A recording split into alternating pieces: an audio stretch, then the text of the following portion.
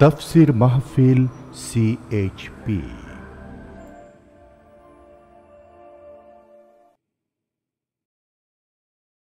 বিসমিল্লাহির রহমানির রহিম। তাফসীরুল কোরআন মাহফিল চট্টগ্রাম 2004 5 দিনব্যাপী ঐতিহাসিক তাফসীরুল কোরআন মাহফিলের দ্বিতীয় দিনে এখন মূল্যবান বক্তব্য রাখছেন বিশ্ববরেণ্য মুফাসসিরে কোরআন, কোরআনের পাখি আল্লামা দেলাওয়ার হোসেন সাঈদী রাহিমাহুল্লাহ। শব্দধারণ মাহসিন সাউন্ড সিস্টেম, প্রযোজনায় CHP। শুধু তাফসীর মাহফিল CHP চ্যানেলে আল্লামা সাঈদীর মূল্যবান আলোচনা এখন দেখতে পাবেন। এবারে বিষয় ধর্মনিরপেক্ষ মতবাদের ইতিহাস। তাফসীরুল কোরআন মাহফিল চট্টগ্রাম 2004 দ্বিতীয় দিনের চতুর্থ পর্ব। কোনো একজন মুসলমান কোনো অবস্থাতেই ধর্মনিরপেক্ষ হতে পারবে না। এই বিষয়টি খুবই গুরুত্বপূর্ণ। এখন যে বিষয়টির কথা আমি বলবো এটি খুবই গুরুত্বপূর্ণ। শুনতে চান না চান না? প্রিয় ভাই, সব শুনতে হবে, তাহলে কাজে লাগবে। যদি শুনি আর বুঝি কাজে লাগবে। বলেন আলহামদুলিল্লাহ। এই ধর্মনিরপেক্ষ মতবাদের কথা গত বছর আমি এখানে বলেছি। আমি 1997 সনে পার্লামেন্টে তদানীন্তন প্রধানমন্ত্রীর সামনে ধর্মনিরপেক্ষ মতবাদের ব্যাখ্যা আলোচনা করেছি। আপনারা রেডিও, টেলিভিশন, পত্রপত্রিকায় অবশ্যই তা দেখতে পেয়েছেন। এবং এটি আমাদেরকে জানতে হবে, বুঝতে হবে, একজন মুসলমান কোন অবস্থায় ধর্মনিরপেক্ষ মতবাদের অনুসারী হতে পারে না। কেন পারে না? কেন পারে না সেই জন্য জানতে হবে ধর্মনিরপেক্ষ মতবাদের ইতিহাস। ধর্মনিরপেক্ষ মতবাদ তৈরি হয়েছে মধ্যযুগীয় ইউরোপ সভ্যতায়। কাগজ কলম থাকলে নোট নেন, আর না থাকলে ব্রেনে, মেমোরিতে তুলে রাখুন, তাহলে আরেকজনের কথার জবাব দিতে পারবেন। মধ্যযুগীয় ইউরোপ সভ্যতায় তখন চলতেছিল চার্চ দিয়ে পাদ্রীরা ধর্মের নামে রাজ্য চালাতো। শুনতেছেন কথা আপনারা? ধর্মের নামে রাষ্ট্র চালাতো। তারা ধর্মের নামে রাষ্ট্র চালাতে গিয়ে নারীদের ব্যাপারে বলল, নারীরা হলো শয়তানের ব্রোকার। ব্রোকার বোঝেন? ধরেন তো বাংলায় কি কয়? দালাল। শয়তানের দালাল। তার মানে তিনি বেহেশতের ভিতরে হযরতে হাওয়া, তাদের ধারণায় নাউজুবিল্লাহ, তিনি হযরত আদম আলাইহিস সালামের কাছে শয়তানের পক্ষ থেকে দালালি করে নিষিদ্ধ ফল, নিষিদ্ধ বৃক্ষের কাছে নিতে এবং নিষিদ্ধ ফল ভক্ষণ করতে বাধ্য করেছিল। তাই স্বর্গচ্যুতি ঘটেছে, নইলে আমরা স্বর্গেই থাকতাম। এই জন্য নারীরা হলো শয়তানের কি? দালাল। নারীদেরকে শুধু ভোগ করো, তাদেরকে কোনো ক্রমে জমি জমার উত্তরাধিকার দিও না। তারা ভোগের সামগ্রী, তারা ভোট দিতে পারবে না, জমি জমা বেচা কিনা করতে পারবে না। নারীদেরকে তারা ভোগের সামগ্রী বানিয়েছিল। ইতিহাস মনে রাখুন। নারীরা ছিল নির্যাতিতা, অধিকার বঞ্চিতা। সেই সময় চার্চ দিয়ে যারা স্টেট চালাতো, তারা শিক্ষিত লোকের উপরে, বিজ্ঞানীদের উপর অত্যাচার করত। শিক্ষিত লোক যাতে মাথা চাড়া দিয়ে উঠতে না পারে সেজন্য শিক্ষার প্রতি মানুষকে নিরুৎসাহিত করত। গ্যালিলিওর মতো একজন বিশ্ববিখ্যাত বিজ্ঞানীকে একটি সত্য প্রকাশ করার কারণে তাকে বিষ পান করাইয়া হত্যা করেছিল। সেই সময় শুরু হয়ে গেল বিজ্ঞান মনস্ক মানুষ আর চার্চের পাদ্রী, দুই দলের মধ্যে সংঘর্ষ শুরু হলো। এই দেশে আমরা ধর্ম দিয়ে রাষ্ট্র চালাতে দেব না, ধর্ম নিরপেক্ষ রাষ্ট্র হতে হবে। ধর্ম আর রাজনীতি একসাথে চলতে পারে না। এটা শুরু হলো। কোথায় শুরু হলো কন্ত? মধ্যযুগীয় ইউরোপে। এবং এরপরে এই সংঘর্ষে চার্চ হেরে গেল, পাদ্রীরা হেরে গেল, জিতে গেল বিজ্ঞান মনস্ক লোকেরা। সেদিন থেকে ধর্মনিরপেক্ষ, ধর্ম আর রাজনীতি আলাদা শুরু হয়ে গেল। আমার প্রশ্ন এবার আপনাদের কাছে, যে কারণে মধ্যযুগীয় ইউরোপে ধর্মনিরপেক্ষ মতবাদের সৃষ্টি হয়েছিল, ইসলামে তেমন কোনো কারণ ঘটেছে কি? জবাব দেন সবাই। তারা নারীর উপর অত্যাচার করেছিল বলেই চার্চ থেকে রাজনীতি আলাদা করতে হয়েছিল। ইসলাম কি নারীকে নির্যাতন করেছে, না নারীর অধিকার প্রতিষ্ঠিত করেছে?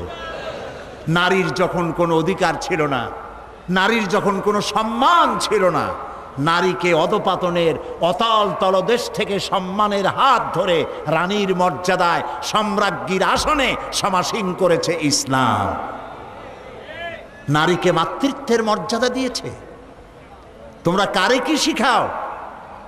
ওয়েস্টার্ন সিভিলাইজেশন বলে কি শিখাতে চাও? আমরা লেখাপড়া করি নাই?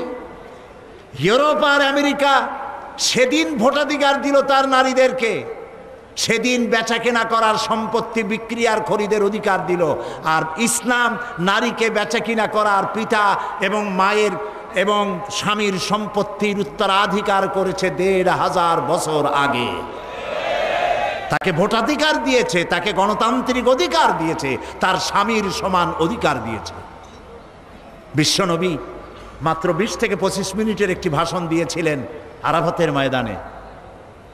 জীবনের শেষ ভাষণ, ঐতিহাসিক ভাষণ, বিশ্বনবীর বিশ্বসেরা ভাষণ, মাস্টার স্পিচ। কিয়ামত পর্যন্ত এই ধরনের ভাষণ পৃথিবীর কোন নেতা দিতে পারে নাই, পারবেও না। সেই ভাষণে তিনি সব থেকে গুরুত্বপূর্ণ পয়েন্টগুলি তুলে ধরেছিলেন। ভুলে যান নাই তিনি তখন বিশ্বনবী হিসাবে নারী জাতির কথা। তিনি বলেছিলেন, তোমরা কলেমাকে সাক্ষী রেখে পরের একটি মেয়েকে নিজের জন্য হালাল করেছ। নারীদের উপরে কোনো অত্যাচার করবে না। তুমি যা খাবে তাদেরকে তাই খাওয়াবে, তোমরা যা পড়বে তাদেরকে তাই পড়াবে। নারী আর পুরুষ স্বামী স্ত্রী সমান অধিকার, এ বক্তব্য ইসলাম দিয়েছে, পাশ্চাত্য দিতে পারেনি। কাজেই যে কারণে মধ্যযুগীয় ইউরোপে ধর্মনিরপেক্ষতার প্রয়োজন ছিল, মুসলিম জনগোষ্ঠীর জন্য সে কারণে ধর্মনিরপেক্ষতার কোনো প্রয়োজন নাই। তারা শিক্ষিত ব্যক্তি, বিজ্ঞান মনস্ক ব্যক্তিদের উপর অত্যাচার করেছে চার্চের পক্ষ থেকে। ধর্মের নামের এক শ্রেণীর রাজনীতিবিদরা গ্যালিলিওকে হত্যা করেছে। জ্ঞান বিজ্ঞানে যারা শিখতে চেয়েছে তাদেরকে মারধর করেছে, নিরুৎসাহিত করেছে, যে কারণে সেখানে ধর্মনিরপেক্ষ মতবাদের বিজয় হয়েছে। ইসলামে এমন কোনো কারণ ঘটেছে? এই কোরআনের প্রথম আয়াত কি? প্রথম নাজিল হলো যে আয়াত, সেটা তো নামাজ নয়, রোজা নয়, হজ নয়, যাকাত নয়। প্রথম যে আয়াত নাজিল হলো সে আয়াত ছিল ইকরা, পড়ো পড়ো, রিড অ্যান্ড রিড। সুবহানাল্লাহ কইতে ইচ্ছে করে না? যে ইসলামের নবী বলেছেন উতলুবুল ইলমা ওয়ালাউ কানা বিসসিন, জ্ঞান অর্জনের জন্য যদি চীনের মতো দূরতম দেশে যেতে হয় তাও যাও, জ্ঞান অর্জন করো। যখন নবীজির হাতে বন্দিরা আসতেন, যুদ্ধবন্দিরা, নবীজি তাদেরকে শর্ত করতেন, যদি কোনো শিক্ষিত বন্দী 10 জন নিরক্ষর লোককে অক্ষর জ্ঞান দিতে পারে, এই শর্তে তাদেরকে মুক্তি দেওয়া হবে। জেনারেল লিটারেসি, গণসাক্ষরতার অভিযান তোমরা শুরু করনি, শুরু করেছেন বিশ্বনবী মুহাম্মদ রাসূলুল্লাহ সাল্লাল্লাহু আলাইহি ওয়াসাল্লাম। নবীজি আরো বলেছেন, 1 ঘন্টা যদি কেউ জ্ঞান চর্চা করে 60 বছরের নফল ইবাদতের সওয়াব আল্লাহ তার আমলনামায় লিখে দিবেন। কাজী জ্ঞানের দিকে ইসলাম উৎসাহিত করেছে। কাজী যে কারণে মধ্যযুগীয় ইউরোপ সভ্যতায় ধর্মনিরপেক্ষতার প্রয়োজন ছিল, ইসলামে সেই ধরনের কোনো কারণ কোনো কালেও ঘটে নাই। অতএব আমরা স্পষ্ট করে বলতে পারি, আল্লাহ যা করেছেন শয়তান তার উল্টো একটা করেছে। আল্লাহ করেছেন, আল্লাহ দিয়েছেন যাকাত ভিত্তিক ব্যবস্থা, শয়তান করেছে সুদ ভিত্তিক ব্যবস্থা। আল্লাহ তাআলা তৈরি করেছেন ইসলাম, শয়তান তৈরি করেছে ধর্মনিরপেক্ষ মতবাদ। ধর্মনিরপেক্ষ মতবাদের স্রষ্টা হচ্ছে খোদ শয়তান, আর শয়তানের তৈরি করা এই মতবাদ কোন মুসলমান গ্রহণ করতে পারে না, পারে না, পারে না।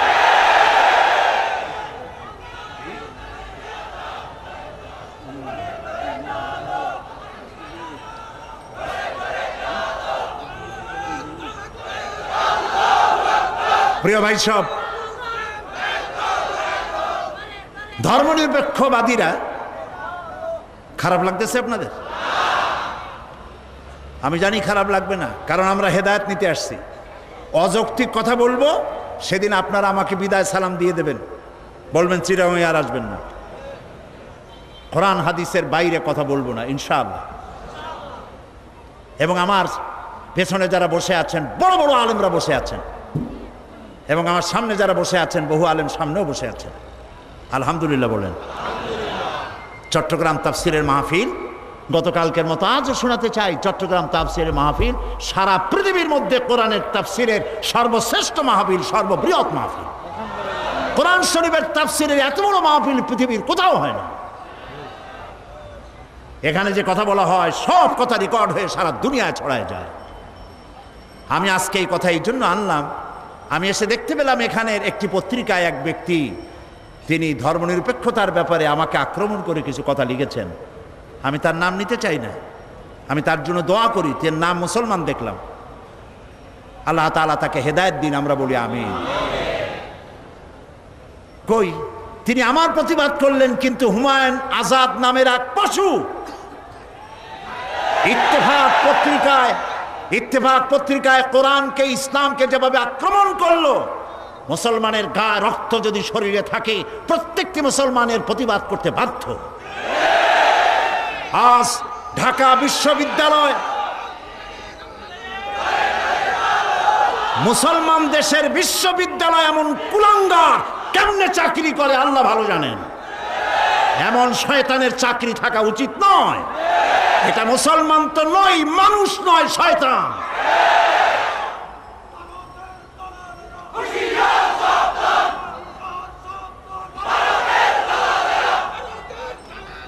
প্রিয় ভাই সব, তবে আশ্চর্য লাগে, থামুন, আশ্চর্য লাগে যে ধর্মনিরপেক্ষ মতবাদের লোকেরা আমার বক্তব্যের প্রতিবাদ যদি কোনো আলেম করতেন, আলেম হিসেবে পরিচিত, খালি লম্বা জামা গায়ে থাকলে হবে না, বাংলাদেশের লোকেরা আলেম হিসেবে চেনে, এরকম কোনো আলেম যদি আমার প্রতিবাদ করেন, আমি যৌক্তিক প্রতিবাদ মানতে হাজার বার বাধ্য। আমার ভুল আমাকে ধরিয়ে দিলে আমি সে ভুল সংশোধন করব না, এমন ভুল আমি জীবনেও করব না। বরং আমার কাছে আমার বন্ধু তো সেই ব্যক্তি যে ব্যক্তি আমার ভুল আমাকে শুধরে দেয়, আমি তার জন্য দোয়া করি। আমি মানুষ, আমার ভুল তো হতেই পারে, কিন্তু আমি আদর্শগত কথা, কোরআন হাদিসের কথা যা বলি আমি হিসাব করে বলি, পড়াশোনা করেই বলি। প্রিয় ভাই সব, ধর্মনিরপেক্ষবাদীরা মানুষকে বোকা বানায় ধোঁকা দিয়ে। তারা বলতে চায় ধর্মনিরপেক্ষতার অর্থ ধর্মহীনতা নয়। আমি ধর্মনিরপেক্ষতার ইংরেজি কি বলুন তো? সেকুলারিজম। এখন চলুন, ইংরেজি ভাষায় বিশ্ববিখ্যাত ডিকশনারির নাম হলো random house dictionary of English language. এটা হলো পৃথিবীর সর্বশ্রেষ্ঠ ইংলিশ ডিকশনারি। আমরা দেখি সেকুলারিজমের অর্থ তারা কি করেছে। এই বইতে সেকুলারিজমের তারা তিনটি সংজ্ঞা দিয়েছে।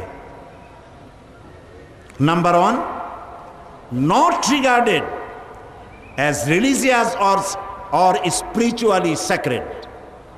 এর অর্থ হলো যা ধর্মীয় বা আধ্যাত্মিকভাবে পবিত্র বলে বিবেচিত নয়, এটা হলো সেকুলারিজমের অর্থ।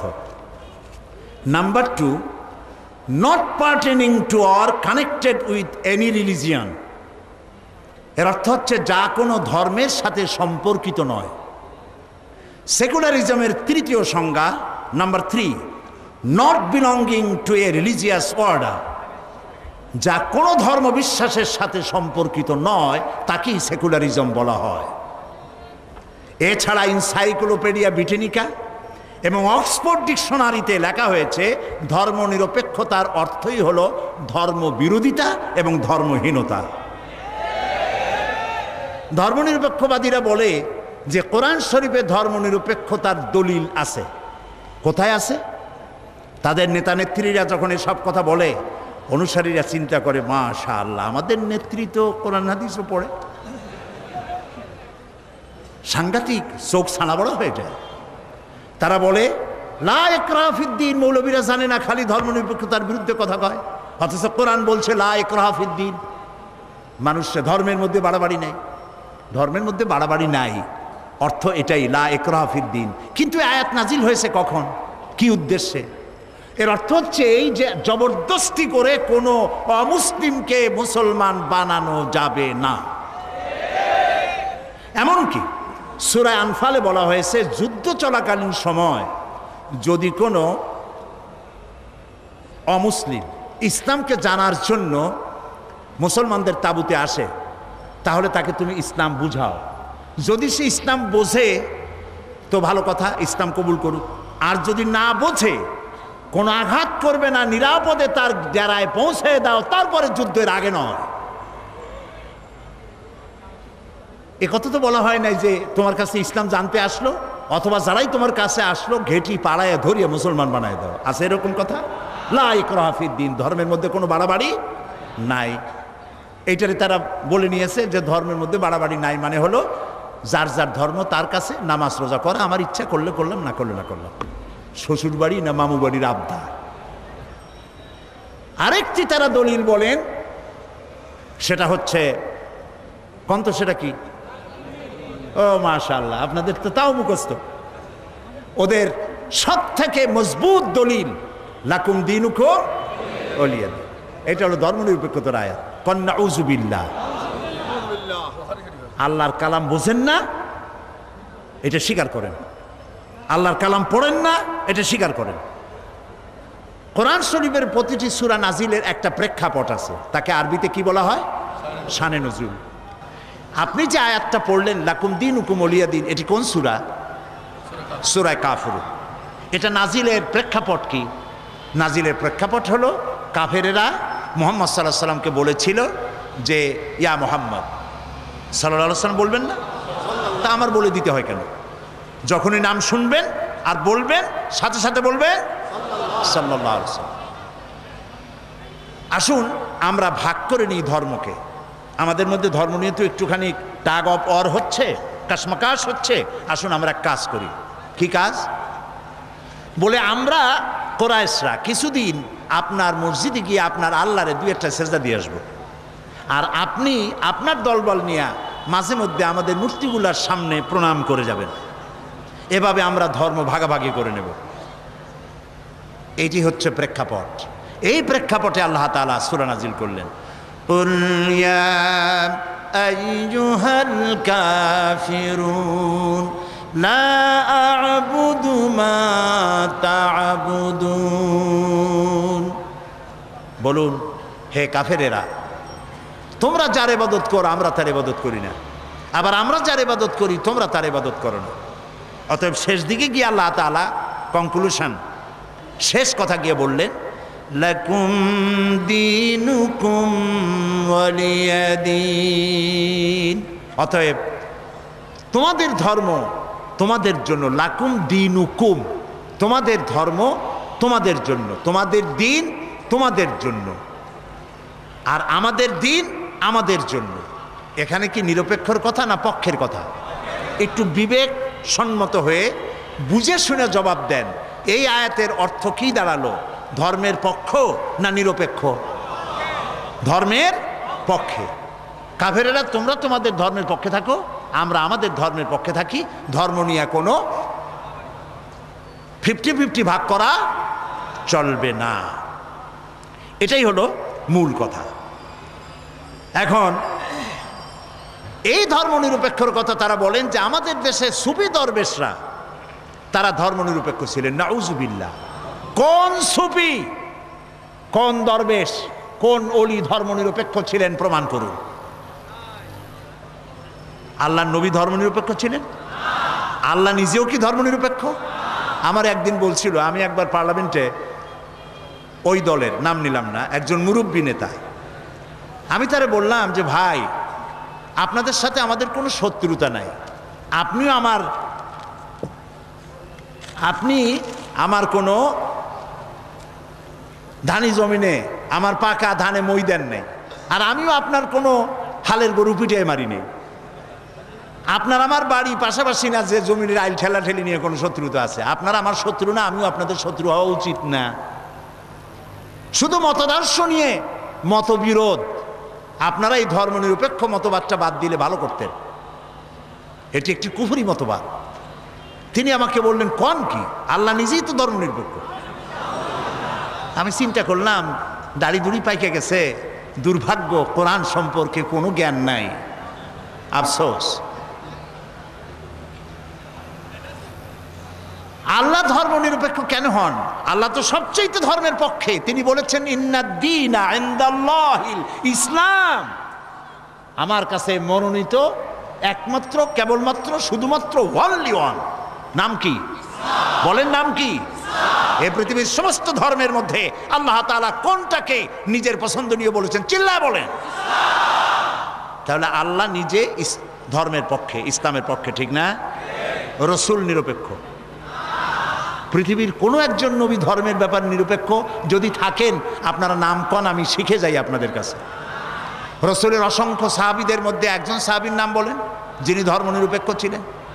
পৃথিবীতে হক্কানি যত আলেম আছে, আলেমের সংজ্ঞা আবারও বলি, কোনো টুপি, দাড়ি, অনেক লম্বা জামা এ দিয়ে আলেম হয় না।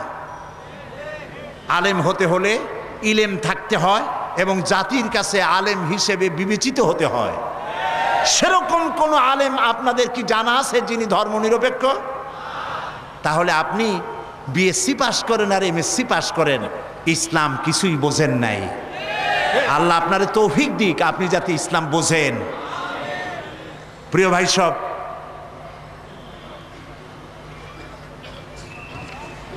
ধর্মনিরপেক্ষবাদী,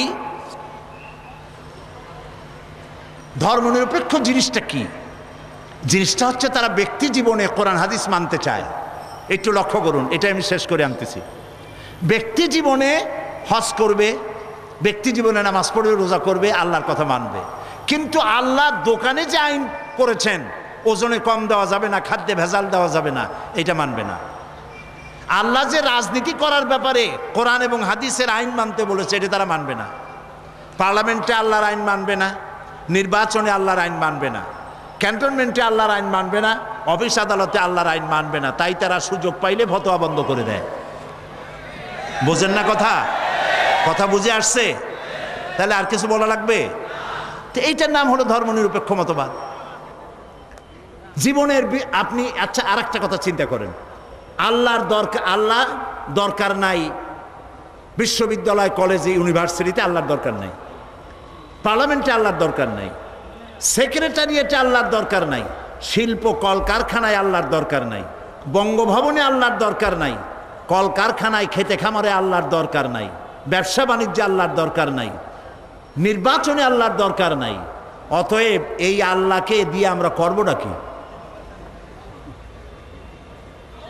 ওদের চিন্তা হচ্ছে, হে আল্লাহ, হে রসুল, তোমরা দুজনা মসজিদ, মাদ্রাসায়, খানকায় থাকো, আর আমাদের জীবনের বিস্তীর্ণ অঙ্গনে চিরস্থায়ী 144 তোমাদের জন্য, এর মধ্যে ঢুকতে পারবে না। নাউযুবিল্লাহ, নাউযুবিল্লাহ। এবার আল্লাহ কি বলছেন? এই ধরনের চিন্তা যাদের, এই ধরনের চিন্তা যাদের, যে নামাজ রোজা আল্লাহর কথা মতো, ধর্ম আর রাজনীতি আলাদা, এই চিন্তা যারা করে তাদের সম্পর্কে আল্লাহ কি বলেন দেখুন। আফাতুমিনুনা বিবাদিল কিতাবি ওয়া তাকফুরুনা বিবাদ ফামা জাযাউ মান ইয়াফআলু মিনকুম ইল্লা খিজিয়ুন ফিল হায়াতিদ দুনিয়া ওয়া ইয়াওমাল কিয়ামাতি ইউরাদ্দুনা ইলা আশাদ্দিল আযাব। আফাতুমিনুনা বিবাদিল কিতাব ওয়া তাকফুরুনা বিবাদ, তোমরা কোরআনের কিছু কথাকে স্বীকার করবে আর কিছুকে করবে অস্বীকার। যদি এটা হয় তাহলে দুনিয়ার জীবন হবে লাঞ্ছনার জীবন তোমাদের, আর কিয়ামতের দিন চূড়ান্ত কঠিন শাস্তি তোমাদের জন্য অপেক্ষা করছে। আল্লাহ তাআলা বলছেন, ইয়া আইয়ুহাল্লাযীনা আমানু আতিউল্লাহ ওয়া আতিউর রাসূল, হে বিশ্বাসীরা, তোমরা যারা ঈমান এনেছো, শোনো, আল্লাহ এবং রাসূলের আনুগত্য করো। কে বলতেছেন কোন তো? কি করতে বলতেছেন? আল্লাহ এবং রাসূলের কোন ক্ষেত্রে? জবাব দেন, কোন ক্ষেত্রে আনুগত্য করতে বলছে? যদি সকল ক্ষেত্রেই হয় তাহলে ধর্মনিরপেক্ষ মতবাদীরা কি জবাব দিবেন? প্রিয় ভাই সব, সুতরাং মুসলমান হয়ে যে ব্যক্তি ধর্মনিরপেক্ষ মতবাদের অনুসারী হয় সে তার নিজের সাথে নিজের ইমানের সাথে প্রতারণা করে। এ ব্যক্তি মুসলমান হতে পারে না, অবশ্যই মুনাফিক। আল্লাহ তাআলা এই মুনাফিকি থেকে ধর্মনিরপেক্ষ মতবাদী লোকদেরকে ইসলামের দিকে পূর্ণাঙ্গভাবে সামিল হওয়ার তৌফিক দান করুন, আমরা বলি আমিন। এই জন্য খাঁটি মুসলমান হওয়ার জন্য এখন আমি সামান্য একটু ফর্মুলা দিয়েই মোনাজাত করে দেব, সেজন্য দাঁড়ানো ভাইয়েরা বসেন। এবার যারা দাঁড়ানো, আমি তো প্রায় আজকে 2 ঘন্টার মতো কথা বলেছি, আলহামদুলিল্লাহ। তো এত লম্বা কথা বলার মধ্যে একবারও কিন্তু বলি নাই বসেন। এইবার আদর করে, যত্ন করে, সম্মান জানিয়ে বলছি, মেহেরবানি করে বসুন।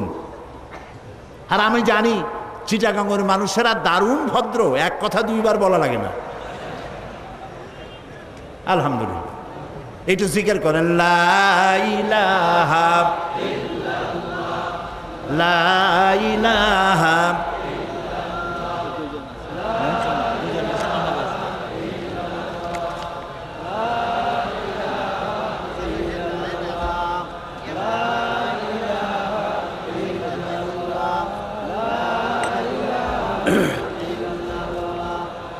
বন্ধুগণ, ফর্মুলাটা পরে দেই। নতুন খবর, খুশির খবর, 2 জন অমুসলিম ভাই ইসলাম কবুল করতে এসেছেন। আমরা যদি ইসলামের কথাকে সার্বজনীন করে বলতে না পারতাম, তাহলে কি অমুসলিম ভাইরা এসে এখানে মুসলমান হইতেন? যারা আমাদের বিরুদ্ধে কথা বলেন, একটু চিন্তা ভাবনা করে বলবেন।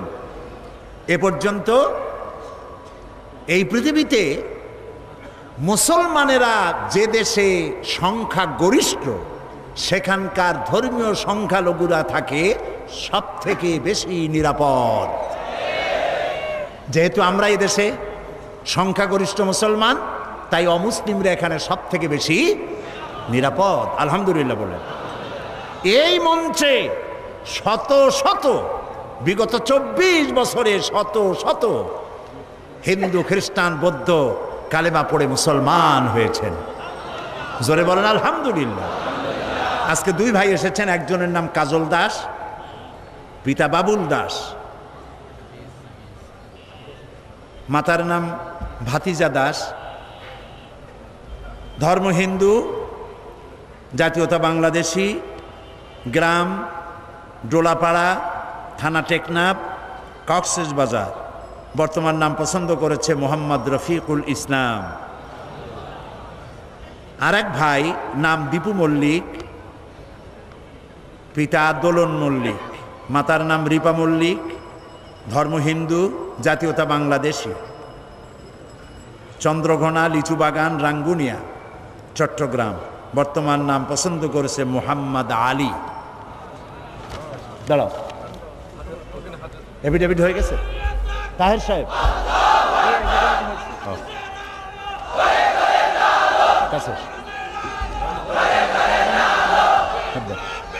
এরা আলহামদুলিল্লাহ, তারা এফিডেভিট করিয়ে এসছে, আলহামদুলিল্লাহ বলেন। সরকারি নিয়ম অনুযায়ী এফিডেভিট করে এসেছেন।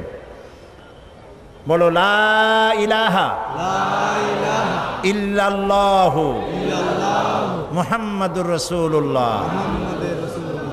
আল্লাহ ছাড়া কোনো ইলাহ নাই, মাবুদ নাই। মুহাম্মদ সাল্লাল্লাহু আলাইহি ওয়াসাল্লাম আল্লাহর প্রেরিত রাসূল। আশহাদু আন লা ইলাহা ইল্লাল্লাহু ওয়াহদাহু লা শারীকা লাহু ওয়া আশহাদু আন্না মুহাম্মাদান আবদুহু ওয়া রাসূলুহু। আমি সাক্ষ্য দিচ্ছি আল্লাহ ছাড়া কোনো ইলাহ নাই, কোনো ইলাহ নাই, কোনো উপাস্য নাই, কোনো উপাস্য নাই, মাবুদ নাই, মাবুদ নাই, তিনি এক, তিনি এক, তিনি একক, তিনি একক, তার কোনো তার কোনো অংশীদার নাই। অংশীদার নাই। আমি আরো সাক্ষ্য দিচ্ছি, আমি আরো সত্য দিচ্ছি, মুহাম্মদ মুহাম্মদ সাল্লাল্লাহু সাল্লাল্লাহু আলাইহি আলাইহি ওয়াসাল্লাম ওয়াসাল্লাম আল্লাহর আল্লাহর বান্দা বান্দা এবং এবং তার তার প্রেরিত প্রেরিত রাসূল। রাসূল। সকলকে বলো আসসালামু আলাইকুম। আসসালামু আলাইকুম।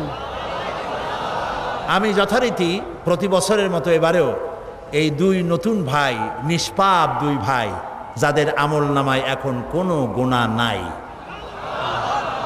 রাসূলের হাদিস অনুযায়ী তাদের আমল নামায় এখন কোনো গুনাহ নাই, সুতরাং এই নিষ্পাপ দুই ব্যক্তিকে এই বিশাল জনসমুদ্রের পক্ষ থেকে আমি তাদেরকে আলিঙ্গন করছি।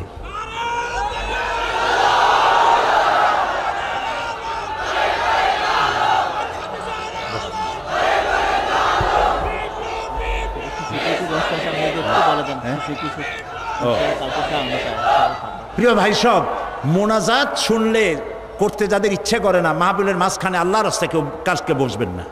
আপনারা জানেন আমি বেশ বিরক্ত হই, ঘন্টার পর ঘন্টা কথা বলি, কিন্তু আমি একটু বিরক্ত হয়ে যাই মোনাজাতের নাম শুনে যারা হাঁটেন। মোনাজাত জাতের পছন্দ নয়, আল্লাহর রাস্তায় মাহফিলের মাঝখানে কালকে আর বসবেন না, এক সাইডে বসবেন। আল্লাহ আপনাদের প্রতি রহম করুন, বলে না আমি। আগামীকাল কয়টার সময় তাই স্যার? আগামীকাল সকাল 9:30টায় এই প্যান্ডেলে শিশু কিশোরদের সমাবেশ হবে 25 বছর তাফসিরের পূর্তি উপলক্ষে। আলহামদুলিল্লাহ বলে। আমরা সবাই কম বেশি ইসলাম জানি, কিন্তু বাচ্চা ছেলেরা ইসলাম জানার এবং বিভিন্ন প্রশ্নের জবাব সব জায়গায় খুঁজে পায় না। এই জন্য আপনারা আপনাদের শিশুদের কয় বছর থেকে? 5 বছর, 12, জি, 5 বছর বয়সের শিশু থেকে নিয়ে যালামনা আনফুসানা ওয়া ইন লাম তাগফির লানা ওয়া তারহামনা লানাকুনান্না মিনাল খাসিরিন রব্বানা লা তুযিগ কুলুবানা বা'দা ইয হাদাইতানা ওয়া হাব লানা মিন লাদুনকা রাহমাতান ইন্নাকা আনতাল ওয়াহ্হাব। হায় আল্লাহ তাআলা, লাখো জনতার ভিড়ে চট্টগ্রাম প্যারেড ময়দান উপচে পড়েছে আজ। আল্লাহ তাআলা, তোমার বান্দাদের সামনে যে সমস্ত কথা তুমি বলালে, এগুলি আমাকে আমল করার তৌফিক দিয়া দাও। যে কথাগুলি তুমি দয়া করে তোমার এই নগণ্য অযোগ্য বান্দা দিয়ে বলিয়েছ, আল্লাহ তাআলা তুমি দয়া করে তোমার বান্দিদের আমল করার তৌফিক দিয়া দাও। রব্বুল আলামিন 25 বছর পূর্তি উপলক্ষে বিশাল আয়োজন, লক্ষ লক্ষ টাকা এর বাজেট। রব্বুল আলামিন, কোন বছর তুমি এই সমাজ কল্যাণকে ঋণগ্রস্ত রাখো নাই। তোমার আপন কুদরতে কোরআনের বরকতে ঋণ পরিশোধ করে দিয়েছো। আল্লাহ তাআলা এই 25 বছর উপলক্ষে আয়োজিত মাহফিলকে, কর্তৃপক্ষকে ঋণগ্রস্ত বানিও না। অতীতের মতো তোমার বান্দা বান্দিদের হাত খুলে দিও, কলিজা খুলে দিও, প্রাণ ভরে এই মাহফিলে সাহায্য করার তৌফিক দান করে দিও। রব্বুল আলামিন, এই মাহফিলে যারা দেশ বিদেশ থেকে যারা যাতায়াত করবেন, যাতায়াত আসান করে দিও, নিরাপদ করে দিও, বাড়িতে হেফাজত করে রেখো। রব্বুল আলামিন, বাংলাদেশে শান্তি দাও, সমৃদ্ধি দাও। বাকি 3 দিন কোরআনের তাফসীর হওয়ার মতো সুন্দর পরিবেশ তুমি করে দাও। আল্লাহ তাআলা, এই মাহফিলে মানুষেরা বড় আশা করে আসে। আল্লাহ তাআলা, তাদের আশা এখানে দোয়া কবুল হয়। এই দোয়া এই মাহফিলের জন্য হয় না, এই দোয়া এই মাহফিলের জন্য কবুল হয় ধারণা এরকম নয়। আমাদের আকীদা আল্লাহ তুমি সব জানো, তারপরেও কলেমায়ে শাহাদাতের সাক্ষী দিতে হয়। তাই সাক্ষী দিচ্ছে মাবুদ, লোকেদের বিশ্বাস যেহেতু কোরআনের মাহফিল, তাই তুমি দয়া করে দোয়া কবুল করো মাবুদ। মাবুদ, মানুষের এই আশা যেন ভঙ্গ না হয়। তোমার বান্দা বান্দিরা দেশ বিদেশ থেকে কত আশা করে দোয়া চায়। আল্লাহ তাআলা যে যে আশা করে দোয়া চেয়েছে, প্রত্যেকের দিলের আশা তুমি পুরা করে দিও মাবুদ। মাবুদ, আমি তোমার এক অযোগ্য নগণ্য গোলাম। এই বিশাল মাহফিলে কথা বলার জন্য যেমন কণ্ঠস্বর এবং যেমন স্বাস্থ্যের প্রয়োজন, যেমন মেধা, প্রজ্ঞা, ইলেম প্রয়োজন, তুমি দয়া করে তোমার পক্ষ থেকে এই গুনাহগারকে দান করে দাও।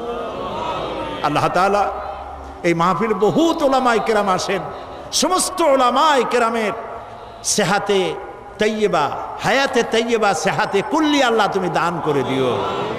আগামীকাল শিশু কিশোর সমাবেশ, পরের দিন ওলামা সমাবেশ এবং শেষ দিনে মহিলাদের ব্যাপারে বিস্তারিত কথা বলার আশা রাখি।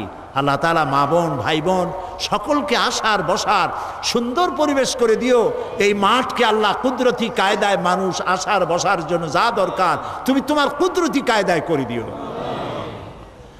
ربنا تقبل منا إنك أنت السميع العليم وتب علينا إنك أنت التواب الرحيم سبحان ربك رب العزة عما يصفون وسلام على المرسلين والحمد لله رب العالمين واجعل آخر كلامنا عند الموت لا إله إلا الله মুহাম্মাদুর রাসূলুল্লাহ।